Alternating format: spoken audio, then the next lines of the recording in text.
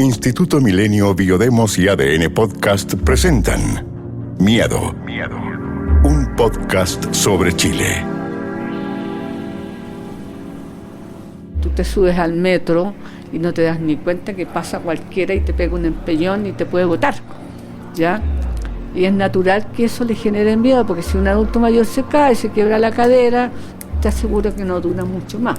La pena, la rabia, a veces me pasa, me siento muy cansada. De repente hay días que estoy con el ánimo un poco bajo y pienso, de que hasta cuándo voy a llegar.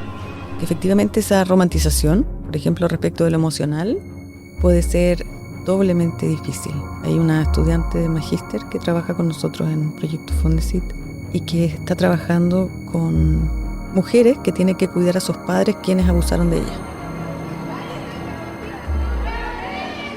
La necesidad y la obligación de cuidado mutuo parece estar en la base de lo que entendemos como sociedad.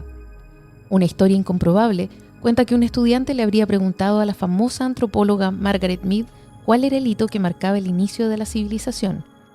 Ella habría respondido: un fémur roto y sanado. Para que eso ocurriera, ese individuo tuvo que ser atendido y protegido por alguien más. No existen indicios de una respuesta de este tipo en Margaret Mead, pero la popularidad y el éxito de esta historia son relevantes porque muestran cómo funciona nuestra imaginación respecto de la vulnerabilidad y del cuidado. Chile envejece. Según proyecciones recientes del Instituto Nacional de Estadística, el año 2028 morirán más personas de las que nacerán, y el año 2070, si la tendencia continúa, seremos 17 millones en lugar de 20. La tasa de fecundidad chilena es de 0,97 hijos por mujer, una de las más bajas del planeta. También ha aumentado nuestra expectativa de vida. Si en 1992 se estimaba que una persona vivía en promedio poco más de 74 años, hoy son más de 81. Para 2045, la población mayor de 65 podría triplicar a la menor de 15. La necesidad de adaptación para una sociedad con muchas más personas mayores es urgente, pero recién ha entrado en la conversación. Hoy, los miedos del envejecimiento, la fragilidad del cuerpo y el cuidado siguen viviéndose a solas.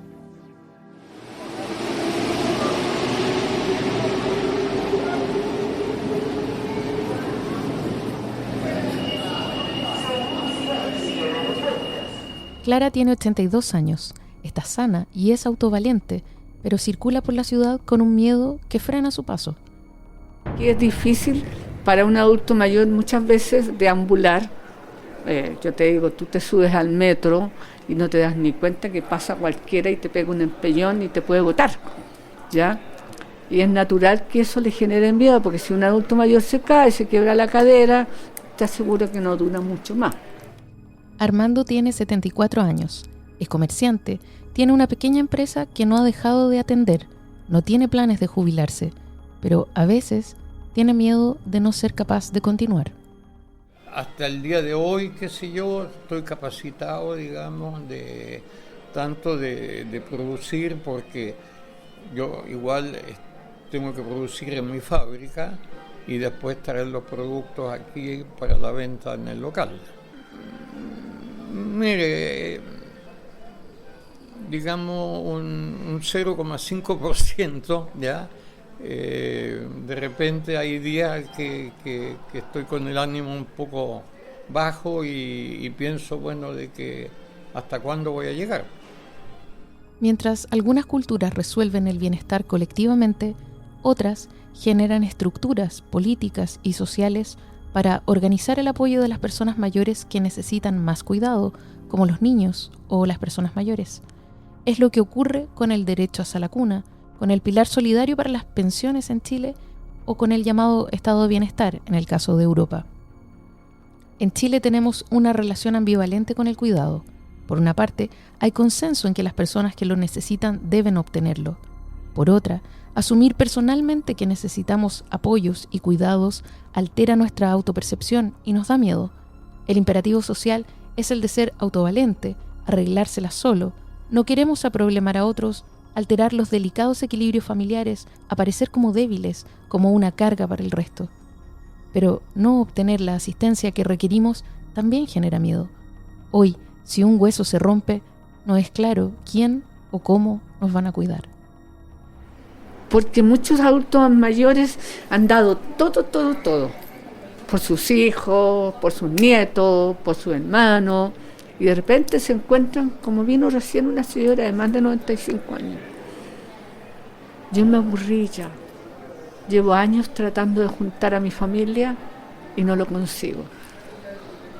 Entonces prefiero seguir viviendo sola con mi persona que es su nana, que la acompaña. Ese miedo es bastante fuerte. De acuerdo con la encuesta Ixo-UDP de junio del 2025, titulada Los cuidados, ternuras y cansancios, 65% de los entrevistados tiene miedo de enfermarse y no tener quien lo cuide, y 8 de cada 10 entrevistados tienen miedo de convertirse en una carga para su familia cuando no puedan valerse por sí mismos.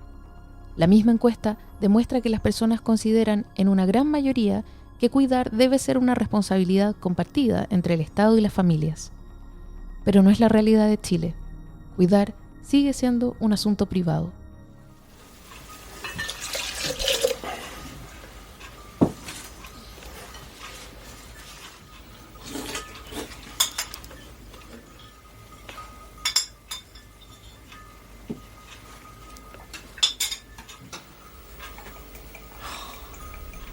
Recibir cuidados no es gratis.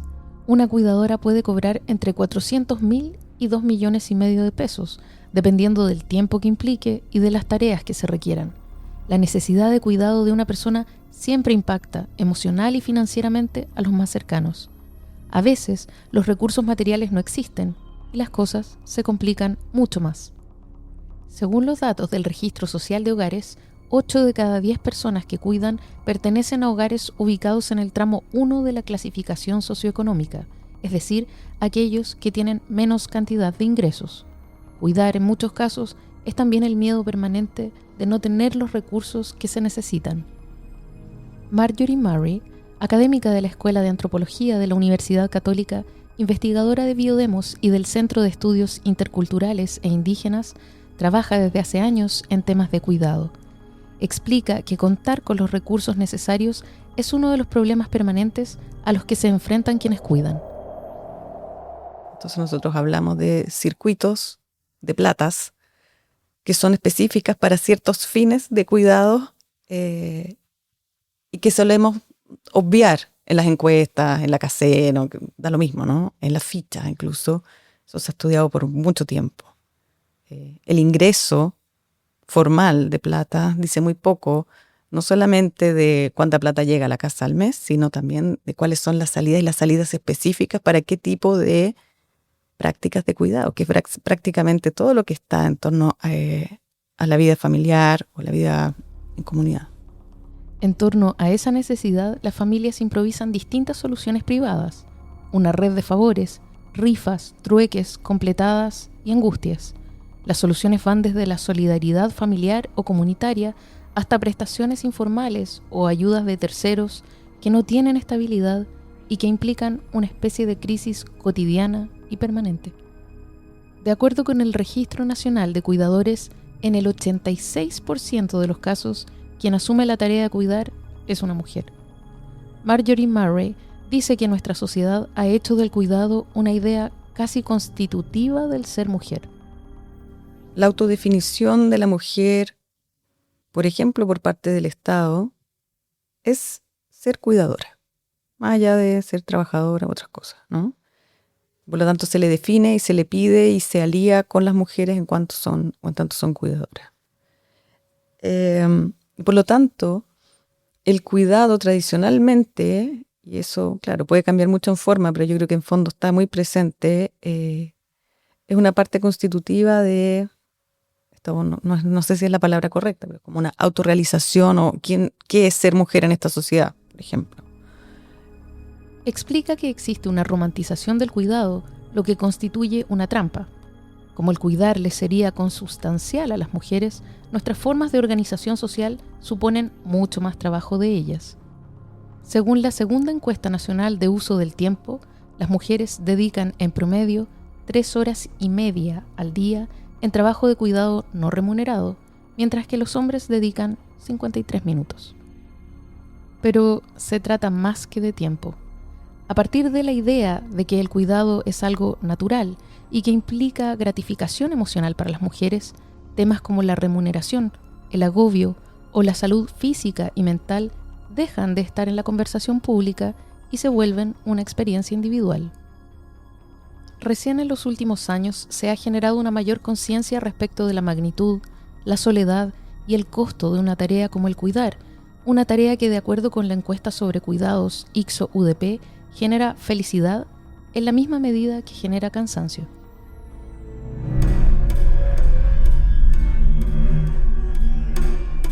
Este es un fragmento de El terror de parir un niño muerto de Carla Zúñiga. Yo sé lo que usted está haciendo. ¿Qué estoy haciendo? Usted está mutilando a sus hijos. ¿Cómo se le ocurre decir algo así sobre mí? Yo jamás le haría algo así a mis hijos. Yo los amo con todo el corazón. Sí, pero eso es lo que usted está haciendo metafóricamente.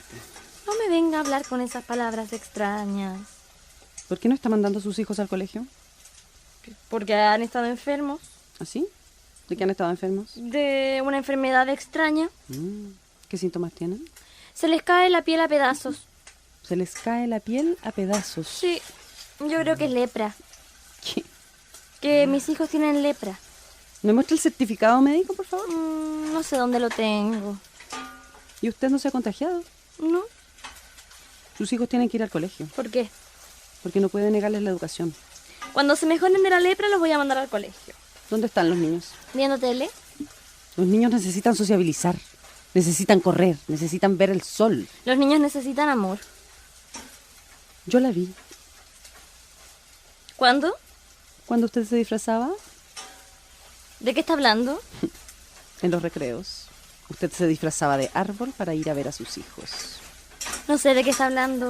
Y de arbusto, de perro, de niña, de piedra, de todo eso se disfrazaba para ir a ver a sus hijos al colegio. No sea ridícula. Primero trabajó de enfermera en el colegio y la echaron porque le pegó a un niño. El niño le había pegado a mi hijo. Sí, pero usted tiró al niño por la escalera, a un niño de 5 años. ¿Y qué quería que hiciera? El niño le dijo a mi hijo algo horrible. Le dijo que le faltaba un ojo. Pero a su hijo le falta un ojo. Sí, pero el niño se estaba riendo de que a mi hijo le faltaba un ojo. Entonces usted lo botó por la escalera. Sí. Ya. Era un niño de 5 años. ¿Usted qué edad tiene? ¿Y usted quería que yo me quedara mirando sin hacer nada? No. La gente cree que a mí me da menos pena que mi hijo llore porque tiene un solo ojo, pero es todo lo contrario. Da más pena porque él llora por su único ojo y además llora por el ojo que no tiene. Sí, tiene un agujero minúsculo en el lugar donde debería ir su otro ojo y por ahí le caen lágrimas. Es muy triste verlo llorar. Y cualquier niño que se riera de eso en el futuro va a ser un psicópata indolente y necesitaba una lección. Los niños y las niñas no tienen la culpa. Entonces péguenle a los padres. Por eso se empezó a disfrazar. Para poder defender a sus hijos en el recreo. Sí, ellos son muy pequeños y no saben cómo defenderse solos. Además no tienen más amigos. Ya nos habíamos acostumbrado a que cuando yo trabajaba ahí jugábamos todos juntos en los recreos. Ellos venían a verme a la enfermería y ahí jugábamos a la pinta. Y ¿Por qué llora? no estoy llorando. Sí, se le caen las lágrimas. ¿Qué quiere que le diga? ¿Qué va a volver a mandar a los niños al colegio? No los voy a mandar. ¿Por qué no? Porque no quiero. ¿Por qué no quiere? ¿Por qué tengo que darle explicaciones a usted? Porque yo soy su profesora. Pero usted no tiene hijos. Pero sé mucho sobre maternidad, porque soy hija. Y mi madre era igual a usted. Y míreme. Míreme cómo camino. Con la mirada gacha, con los ojos llenos de terror. ¿Usted quiere lo mismo para sus hijos? ¿De qué está hablando? Usted está mutilando a sus hijos. Pare de decir eso. Deje a sus hijos tranquilos. No tienes hijos. No tienes derecho a decir una sola palabra. ¡Tus hijos no son tuyos! ¡No son tuyos! Son míos. Yo los parí. Pero ya los parió, ya no le pertenecen. ¿Y a quién le pertenecen? ¿A ti? ¿Sí? También me pertenecen. Mañana voy a ir a contarle a la directora del colegio que tú viniste a acosarme a mi casa. Cuéntale, no me importa. Lo que me importa es que libere a sus pobres hijos de esta cárcel. ¿De qué cárcel está hablando? De usted. Usted es su cárcel. Yo no hago más que amarlos. Los está asfixiando. Deje que sus hijos corran y se caigan. Deje que coman caca en el water. Deje que otros se burlen de ellos y que los humillen hasta hacerlos llorar. Sí, porque si se mueren no vas a ser tú la que no va a poder seguir viviendo. Sus hijos no se van a morir. Llevo años haciendo clases en el colegio. Ningún niño se ha muerto. Bueno, yo he visto cómo se han muerto miles de niños, atropellados acá en la calle del frente, a la vecina que se le murió la hija recién nacida. 2 primas chicas mías se murieron. Yo cuando niña estuve a punto de morir tantas veces. Electrocutada, violada por un vecino, violada por mi abuelo, apuñalada por mi hermano mayor. Bueno, pero tus hijos no son tú. Tus hijos no se van a morir. Tu hijo, al que le falta un ojo, es fuerte. A veces en clase se dibuja un ojo falso en lugar del vacío y mira fijo a los niños que lo molestan, hasta hacerlos llorar. Y a veces sube a la sala de música y toca el piano mejor que cualquier otro niño. ¿Mi hijo mayor toca el piano? Estás sorda y ciega. No eres capaz de ver ni de escuchar a tus propios hijos. Eso es el miedo. Y el miedo transforma a las personas en monstruos. Pero ¿cómo puedo hacer para ser persona otra vez?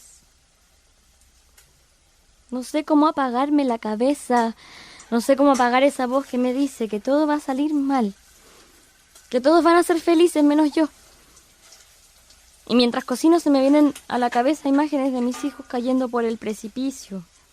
Mis hijos en accidentes automovilísticos, enfermos de cáncer, asesinados en la calle, sufriendo infartos, desapareciendo de la mano de extraños entre la multitud, cayendo por agujeros que se abren en la tierra, siendo tragados por las olas del mar. Y tú me dices a mí que eso no pasa, pero pasa. A mucha gente le ha pasado, a mucha gente se les han muerto los hijos. Sí, pero a ti no te va a pasar. ¿Y si me pasa? Si te pasa, al menos sabrás que tus hijos fueron felices. Al menos sabrás que habrán visto la luz del sol, que habrán cantado fuerte, que habrán saltado, corrido, que habrán visto las estrellas. Sí. Está bien. Está bien. Tal vez el lunes los mande al colegio. Va a ser como un parto. Seguramente va a doler. No te preocupes.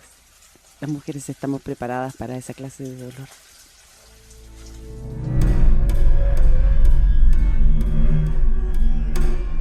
Este fue un fragmento de El terror de parir un niño muerto de Carla Zúñiga.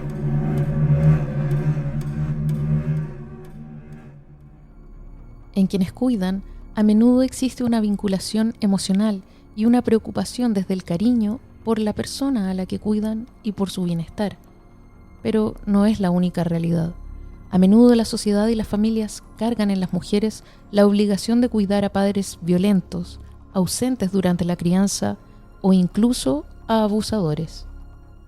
Porque efectivamente esa romantización, por ejemplo, respecto de lo emocional, puede ser doblemente difícil. Hay una estudiante de magíster que trabaja con nosotros en Proyecto Fondesit y que está trabajando con mujeres que tienen que cuidar a sus padres quienes abusaron de ella, por ejemplo.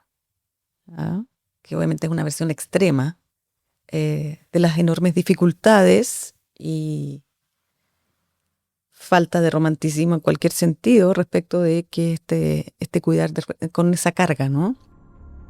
Pero incluso en las situaciones en las que el amor incondicional sustenta la decisión del cuidado, el día a día de las personas que cuidan puede ser aterrador. María Eugenia tiene 53 años, cuida desde hace 4 a 2 personas mayores, su mamá y quien fuera su cuidadora infantil. Mi mamá, después de enviudar, se quedó sola.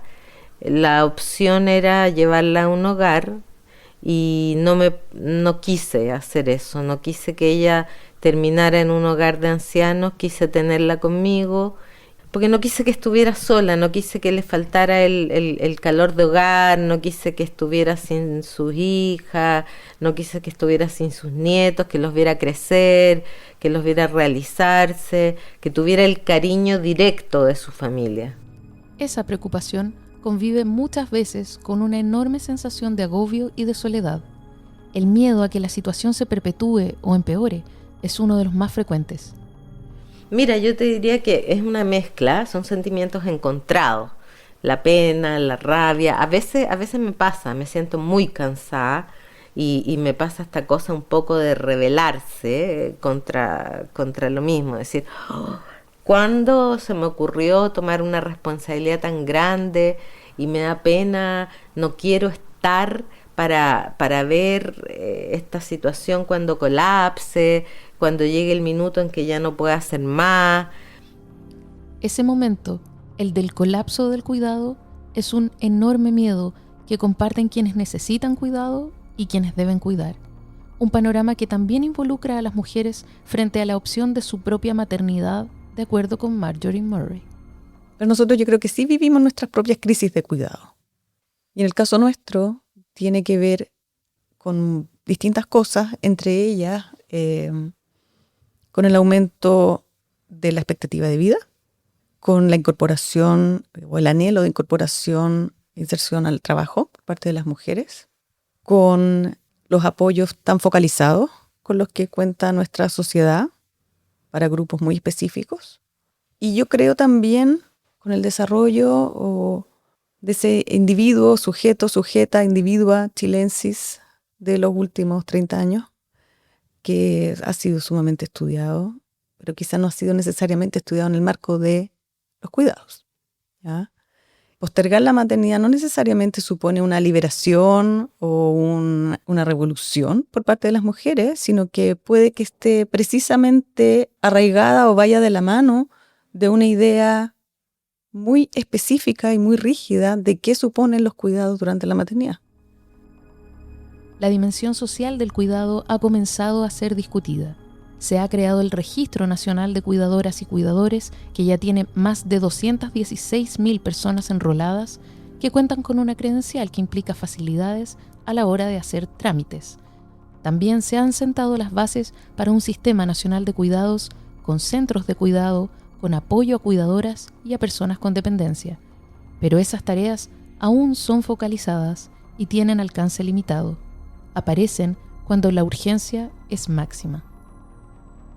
La aparición del Estado yo creo que es para emergencias, pero aparece, y yo creo que hay que tensionar ese aspecto temporal que planteas tú con estas emergencias, en el sentido de vivir la emergencia, y estas emergencias de personas, de situaciones u otras cosas que nos van sosteniendo y que no tenemos tan tematizadas, no están sobre el papel, no están en las políticas.